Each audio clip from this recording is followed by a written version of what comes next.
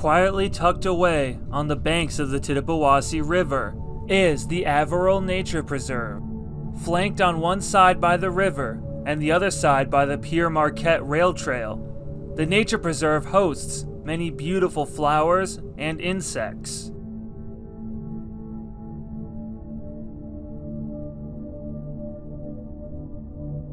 Once this area was the site of the world's largest timber banking grounds.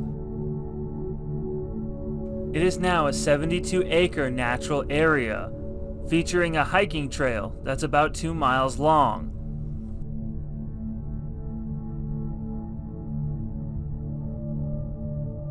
It is now owned by the Little Forks Conservancy, who own nature preserves all over Michigan.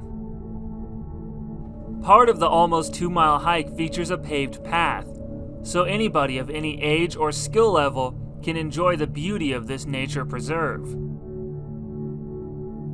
Truly an incredible place.